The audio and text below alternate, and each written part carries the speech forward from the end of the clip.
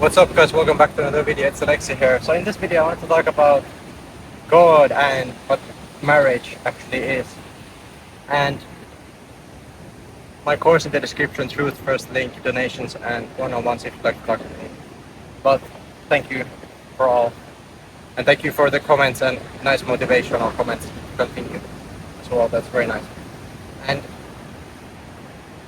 I want to talk about marriage and what God actually thinks about marriage. And we humans have a lot of indoctrination by society and family and everything else around us. Since today we are basically born, a few years, you watch some TV, you see some cartoon shows, whatever. You start seeing like these prince, marriages with like, Prince Charming and whatever, and Cinderella's and so on. You get these fantastical ideas in your mind and imaginations, notions, straight from childhood, from your parents and society and TV and everything, that you have these fantastical ideas about marriage and who you're supposed to be with. And that's kind of like where also you are seeing like, you have a false idea about love. So you have all these fantastical ideas about like love and, what love is supposed to be. But, what God actually ordains as, a perfect marriage is you understanding that you have a responsibility in marriage and you're equal in marriage. It's not that one is slave to the other or does just what the other wants. Men and women have two different responsibilities. And, men and women are also built differently for different purposes. Women are more feeble and men are more stronger. So naturally men are more of the like, you could say hardworking gender out of the two. And, the one that actually carries responsibility for, handling the woman properly and, taking care of the woman so that the woman doesn't have to worry and so on.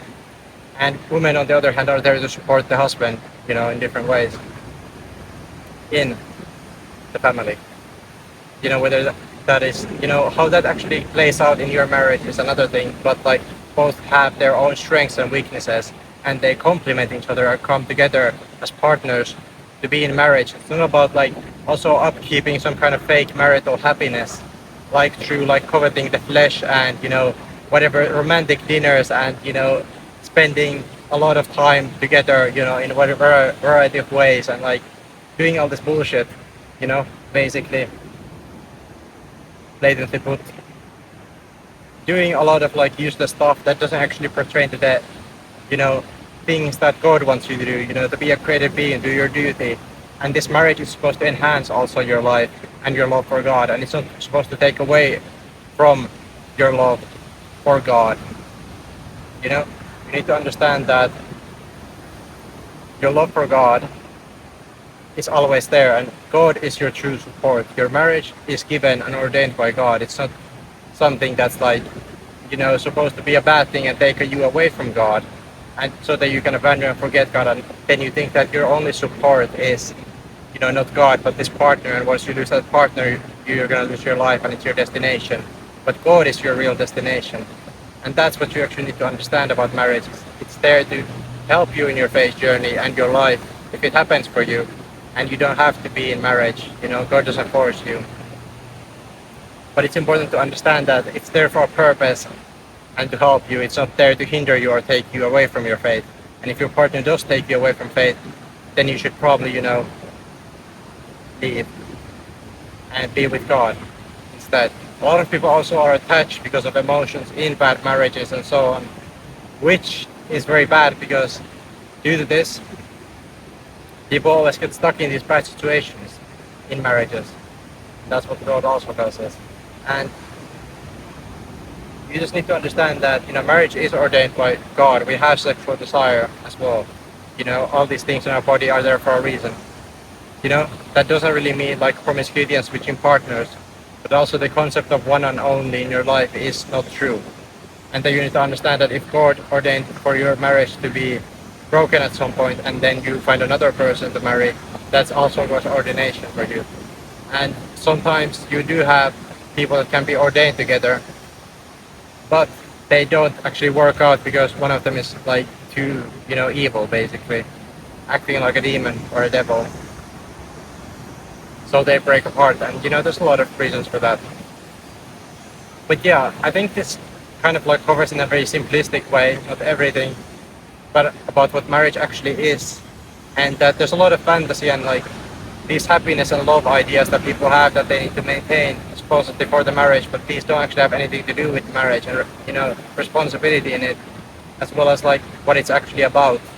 It's not about these fantasy ideas of like you doing something for your partner constantly and constantly having to be with one another, and abandoning God and doing your, whether it's like fellowships, duties, or whatever you're trying to do.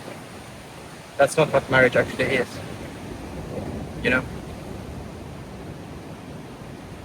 And there's a lot of like even events and festivals, you could say, almost related to marriage that are a waste of time too, like Valentine's Day and so on, that people celebrate, and those are too a waste of time.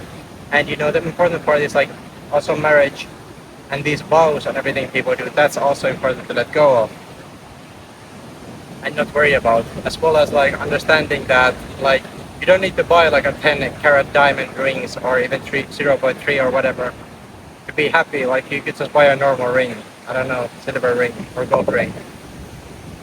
And that's really what it's all about, is understanding that you don't need all these things, and it's important to also live life smart and not waste money. And you need a partner that can complement you, and that's the point, to be equals and complement each other in a sense, and work together and make smart decisions together, and not waste money and covet the flesh and do all this bullshit basically for marital happiness and love and so on, and whatever human notions and imaginations people have. That's why I recommend reading the truth on this.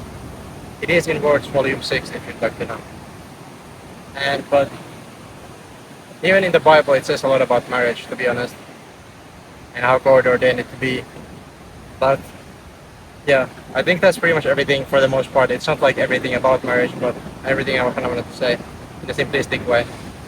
I think it explains kind of enough for you to kind of understand what it's actually all about. But if there's a will, there's a way. Thank you for watching. See you in the next one.